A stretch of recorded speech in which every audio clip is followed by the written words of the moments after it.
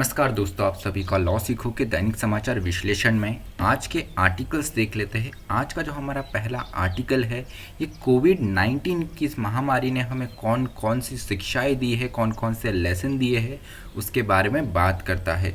और ख़ास तौर पे महिलाओं का स्वास्थ्य और महिलाओं की जो जीवन है उस पर भी इसका कैसा प्रभाव रहा, उसके बारे में ये आर्टिकल बात करता है।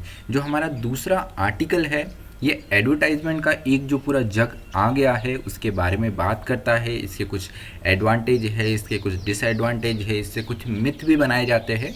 इन सारी चीज़ों के बारे में ये एक विस्तृत चर्चा करता है ये आर्टिकल। अंत में हमारा न्यूज़ इन फ्लैश है, जिनमें हम महत्वपूर्ण समाचारों के बारे में चर्चा करते हैं।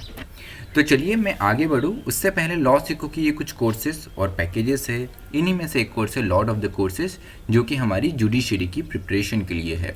उसके अलावा ये और कुछ कोर्सेज है। इन सारे कोर्सेज की जानकारी आपको लॉ सीखो की वेबसाइट पे मिल जाएगी। आज का एमसीक्यू देख लेते हैं। वो ये है कि which of the following is world's longest travelling raptors bird.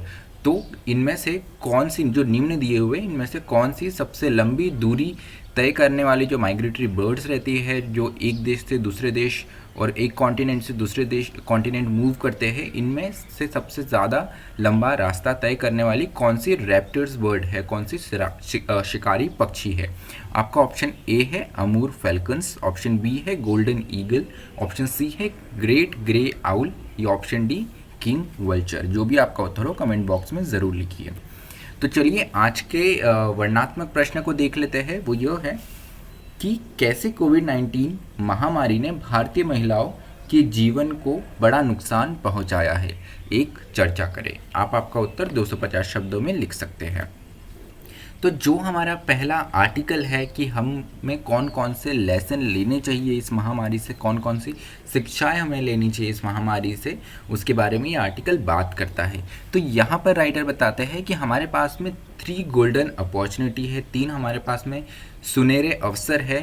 पहले तो है कि हम हमारे जेंडर इक्वलिटी के जो इश्यूज़ है, जो लंबे समय से चले आ रहे हैं, उनको एड्रेस करने की, उन पे चर्चा करने की और उन पे काम करने की अभी आवश्यकता है, जो कि इस महामारी के दौर में एक बड़ी समस्या बनी है। उसके अलावा जो हमारा क्लाइमेट है, क्लाइमेट को भी हम कैसे लंबे तौर पे एक अच्छा इसको सुचारू बना रहे और हमारा क्लाइमेट जो है वो पहले जैसे ही बना रहे, उसमें ज़्यादा पॉल्यूशन ना फैले, और क्लाइमेट चेंज की एक जो पूरी समस्या है उससे निदान पाने के लिए भी हम यहाँ पर एक ठोस कदम अभी की स्थिति में उठा सकते हैं। उसके साथ में कोविड जो कि एक महामारी थी, तो यहाँ पर जो सबसे ज़्यादा अफेक्टेड हुआ था वो था हमारा सार्वजनिक health system, public health system, हमारा स्वास्थ्य सिस्टम।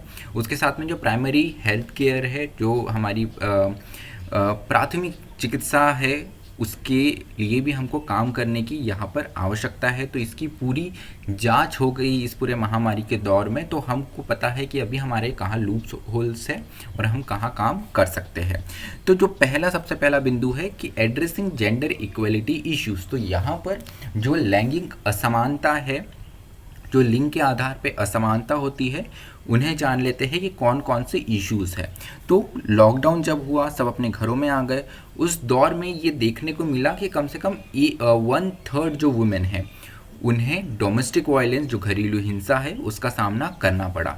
लेकिन अब होता ये है कि इन्होंने माना तो है, 1/3 महिलाओं ने, कि हमें घरेलू हिंसा का सामना करना पड़ा, लेकिन पुलिस में जाके जो कंप्लेन होता है वो रेट काफ़ी कम है। तो जितनी महिलाओं ने ये माना है कि उनके साथ में डोमेस्टिक वायलेंस हुआ है, उसका केवल 1% ने ही पुलिस की हेल्प ली है या पुलिस में कंप्लेन करी है। उसके साथ में एक और जो बड़ी समस्या आई है वो है मैटरनल डेथ की।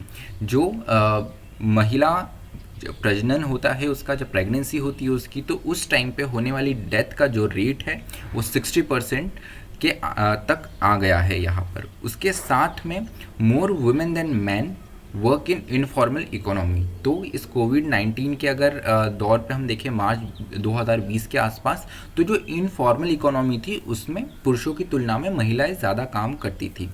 लेकिन यहाँ पर जब लॉकडाउन का एक पूरा दौर आया तो इनकी इनकम का जो सोर्स है वो 60% तक गिर गया। तो ये भी एक बड़ी समस्या है कि हम बात करते हैं कि महिलाओं और पुरुषों को समान अधिकार है, उनको इक्वल पे भी मिले, दोनों में बराबर समानताएं होती है, क्षमताएं होती है, लेकिन यहाँ पे इनकम में एक हमको ड्रास्टिक गिरावट आते हुए यहाँ पे उनकी दिखती है। उसके साथ में जो फीमेल लेबर फोर्स में पार्टिसिपेशन रेट है जो 15 से 59 वर्ष के बीच में, वो भी इस महामारी के दौर में करीब 25.3% गिर गया है। तो ये जो आंकड़े हैं ये इंडिया वॉलंटरी नेशनल रिव्यू 2020 के अनुसार दिए गए हैं। उसके साथ में number of women and girls in extreme poverty is expected to increase to 100 million. तो यहाँ पर जो महिलाएं हैं, जो लड़कियां हैं, ये एक्सट्रीम पॉवर्टी जो में और बढ़ जाएगी, करीब करीब 100 मिलियन महिलाओं और इसमें आने की संभावना है।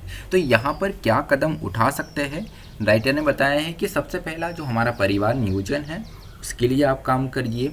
जो कॉन्ट्रासेप्टिव सर्विसेज है उसको अभी तक महिलाओं को एक्सेस नहीं मिला है, 50% ही महिला है जिनको इसका एक्सेस मिलता है, तो यहाँ आपको काम करने की आवश्यकता है। उसके साथ में सेफ एबॉर्शन, जो कि गर्भपात होता है तो एक सुरक्षित तरीके से गर्भपात का सर्विस उनको कैसे मिल पाए, इस पर भी काम करने की आवश्यकता है। तो equal participation of women in work force will increase India's GDP bye 27%। तो IMF जो इंटरनेशनल मॉनिटरी फंड है, उन्होंने माना है कि अगर वुमेन का पार्टिसिपेशन वर्कफोर्स में बढ़ता है तो भारत की जीडीपी को इससे बहुत ज़्यादा फायदा होगा और ये करीब करीब 27% तक बढ़ सकता है। तो जो दूसरा हमारा बिंदु था क्लाइमेट रेजिलियंस का, कि हम कैसे हमारे क्लाइमेट चेंज को, हमारा जो क्लाइमेट है, हमारी जो जलवायु है उसकी स्थिति और मजबूत करें। तो यहाँ पर क्या कॉज एंड इफेक्ट हो सकते हैं क्लाइमेट चेंज के, सबसे पहले वो जान रहे थे। तो सबसे पहले हमारी जो एग्रीकल्चर है वो काफ़ी स्ट्रेस्ड हो गई है, उसके चलते फूड सिक्योरिटी जो है, जो खाद्य सुरक्षा है, उस पर प्रभाव पड़ सकता है और ये खाद्य असुरक्षा यहाँ पे बन सकती है। उसके साथ में जो हमारा अनप्लान्ड अर्बन ग्रोथ हो रहा है, जो हमारे बड़े बड़े मुख्य शहर मेट्रो सिटीज़ है, उसमें एक अनप्लान्ड ग्रोथ देखने को मिल रहा है कि लोग बहुत तेज़ी से गांव से शहरों की ओर पलायन कर रहे हैं। तो ये समस्या भी क्लाइमेट चेंज की एक बड़ी हो जाती है और इससे हो ये रहा है कि जो मेट्रो सिटीज़ के पेरिफेरियल एरियाज़ रहते हैं, जो उससे लगे हुए मेट्रो सिटी के एरियाज़ हैं, वहाँ पर ये जो नई पॉपुलेशन आती है ये उन हाशिए के एरियाज़ पे जाके बस जाते हैं। अब उससे होता ये है कि यहाँ पर जो फॉरेस्ट कवर होता है उसको इससे काफ़ी ज़्यादा बुरा प्रभाव पड़ता है, क्योंकि वहाँ पे ह्यूमन सेटलमेंट होगा तो वहाँ पे ऑब्वियसली इन्वायरमेंट कम होने की आशंका है।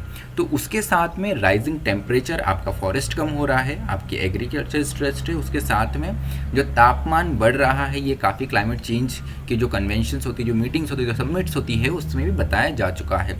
और इसी के चलते जैसा आपका फॉरेस्ट कवर कम होगा उससे वर्षा कम होती है, हमारा रिवर सिस्टम अफेक्ट होता है, तो जो वाटर रिसोर्सेस है उसमें भी कमी आएगी। उसके साथ में steps need to be taken, तो कौन से स्टेप्स उठाए जा सकते हैं वो राइटर ने बताया है। तो जो पहला है, आप इन्वेस्ट करिए ग्रीन जॉब्स में, ऐसी जॉब्स जिससे कार्बन एमिशन कम होने की आशंका हो।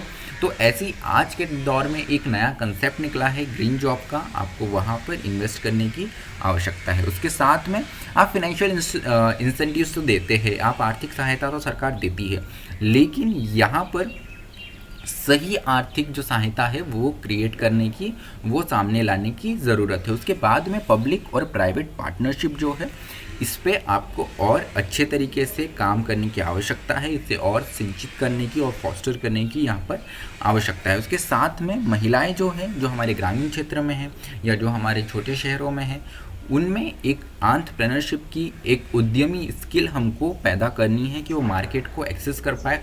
इसके लिए उन्हें ट्रेनिंग और मॉनिटरिंग की ज़रूरत होगी। तो यहाँ पर दिशा एक इनिशिएटिव चलाया गया है, ये एक पार्टनरशिप है UNDP और इंडिया डेवलपमेंट फाउंडेशन जो NGO है उनके बीच में, तो जिसमें महिलाओं को एम्प्लॉय कैसे किया जाना है, उनको कैसे ट्रेन किया जाना है, उनको कैसे एक उद्यमी रूप में उनकी स्किल्स डेवलप करना है, इस पर काम करता है। तो यहाँ पर initiative by Self Employed Women's Association and Electronics Sector Skill of India, इनका भी यहाँ इसी क्षेत्र में काम चल रहा है। तो उसके बाद में अब तीसरा जो हमारा बिंदु था, जो तीसरी हमारी अपॉर्चुनिटी जहाँ पे हम काम कर सकते हैं, वो है हमारा पब्लिक हेल्थ सिस्टम, हमारा सार्वजनिक स्वास्थ्य प्रणाली। तो यहाँ पर इशू क्या है, यहाँ पर इशू है 70% countries reported oblique complete disruption of in immunisation services. तो जो 70% कंट्रीज़ है, जो 70% कंट्री है पूरे विश्व में, उन्होंने ये कहा है कि जो हमारे टीकाकरण के कार्यक्रम चलाए जाते थे, जो हम सर्विसेज प्रोवाइड करते थे, उसमें पार्शियल या कंप्लीट रूप से पूरे और से एक विराम लग चुका है।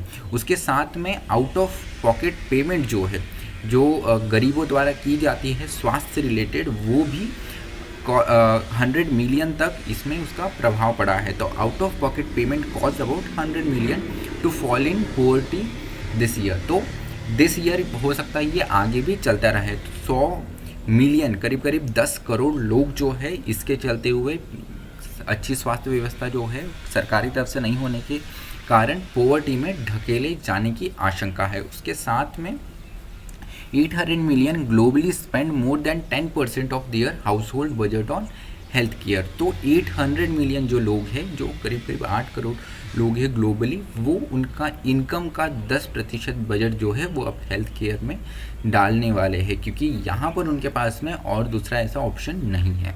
तो यहाँ पर स्टेप्स क्या लिए जा सकते हैं वो बताए गए हैं कि आप डिजिटल टेक्नोलॉजी को यहाँ पे प्रमोट करें टेली मेडिसिन के द्वारा। तो टेली मेडिसिन मतलब घर बैठे आप डॉक्टर से सलाह ले सकते हैं, बात कर सकते हैं। तो ये अभी प्राइवेट सेक्टर में बहुत रिस्ट्रिक्टेड है, आपको ये पब्लिक सेक्टर में भी लाने की ज़रूरत है। उसके साथ में train and empower the front line health workers. तो जो हमारे फ्रंट लाइन हेल्थ वर्कर्स इस कोविड की महामारी में काफ़ी बड़ा रोल उन्होंने निभाया है, तो यहाँ पर उनको ट्रेन करने की आवश्यकता है। उनको ना सिर्फ पब्लिक से कैसे हैंडल करना है, बल्कि टेक्नोलॉजी का कैसे यूटिलाइजेशन करके आप एक लार्जर पब्लिक बेनिफिट कर सकते हैं, इस और भी ध्यान उनका दिलवाना है। उसके साथ में invest in strong institutional mechanism and capacities in regulatory research and public health bodies. तो यहाँ पर रिसर्च अनुसंधान, पब्लिक हेल्थ बॉडीज़, यहाँ पर आपको ज़्यादा इन्वेस्ट करने की और ज़्यादा ध्यान देने की आवश्यकता है। उसके साथ में ह्यूमन रिसोर्स है, उस पर भी आपको और ज़्यादा ध्यान देने की आवश्यकता है। उसके साथ में integrate social protection system, food systems and health systems. तो यहाँ पर जो सोशल प्रोटेक्शन सिस्टम है, फूड सिस्टम है और हेल्थ सिस्टम है, इन तीनों को इंटीग्रेट साथ में आकर काम करने की आवश्यकता है, क्योंकि पोषण जो न्यूट्रिशन है उस पर इसका सीधा प्रभाव पड़ता है। तो चलिए हमारा जो दूसरा आर्टिकल है एडवर्टाइजमेंट एंड कल्चरल रीइन्वेंशन के बारे में। तो अभी जैसे हमने डिस्कस करा, हमारे पिछले कुछ आर्टिकल्स में भी हमने बात करी कि तनिष्क का पूरा ऐड आया था, उसके अगेंस्ट एक आउटरीच देखने को मिला था। आपको याद होगा उसमें एक डॉटर इन लॉ रहती है जो कि हिंदू फेथ को बिलोंग करती है, जिसकी शादी मुस्लिम फेथ की फैमिली में होती है। तो यहाँ पर उसकी जो मदर इन लॉ है, जो उसकी सास है, वो उसका बेबी शावर का, गोद भराई का कार्यक्रम करती है, जो कि मुस्लिम फैमिलीज में नहीं देखा जाता है।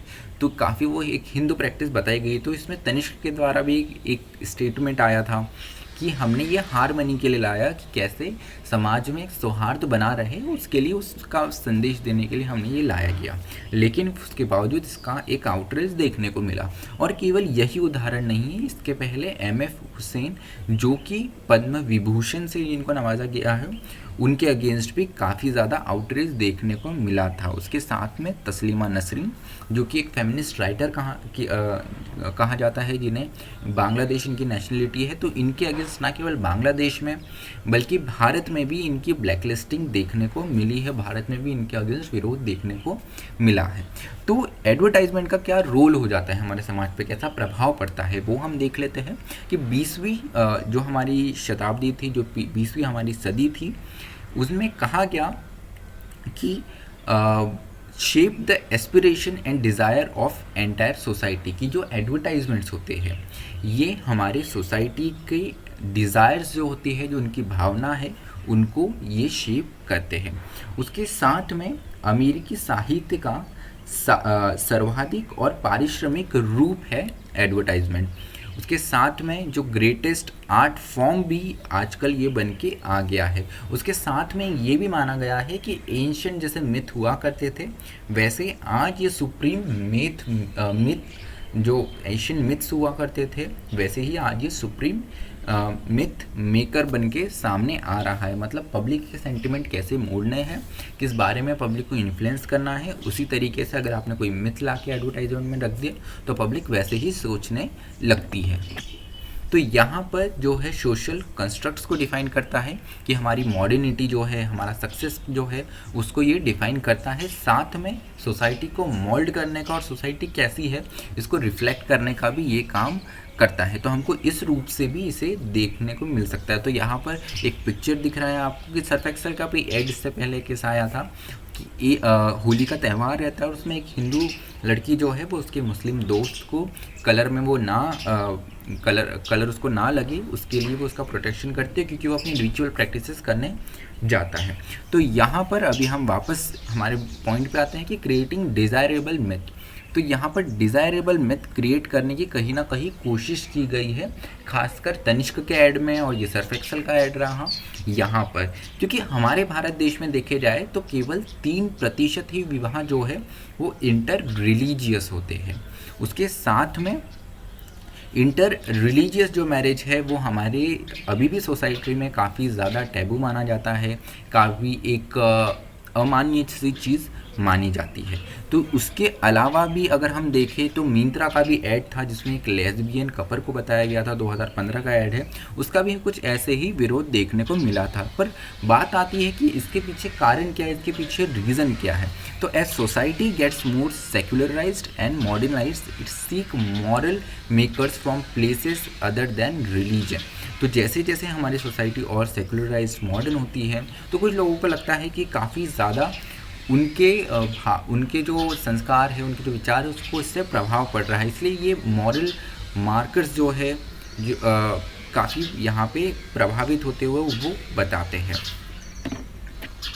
तो चलिए आज का हमारा न्यूज़ इन फ्लैश देख लेते हैं। अमूर फैल्कन जो एक बर्ड है, ये बर्ड जो है इरैंग सैटेलाइट रेडियो टैग्ड जो है इसके द्वारा इसे ट्रेस किया गया और बताया गया कि ये मणिपुर के तमेंगलोंग डिस्ट्रिक्ट जो है वहाँ पर पाई गई। तो इसका जो ब्रीडिंग होता है ये चाइना में होता है, वहाँ से ये ट्रैवल करते हुए भारत और भारतीय उपमहाद्वीप से ट्रैवल करते हुए ये फिर दक्षिण अफ्रीका के करीब जाती है। तो करीब 29,000 किलोमीटर का एक इसका ट्रैवलिंग होता है और इसे लॉन्गेस्ट रूट माइग्रेटरी बर्ड जो कि साइबेरिया से आती है ये भी माना जाता है। अब ये अमूर फैल्कन जो बर्ड है ये हमारी वाइल्ड लाइफ प्रोटेक्शन एक्ट जो 1970 है इसके अगेंस्ट इसको प्रोटेक्टेड माना गया है।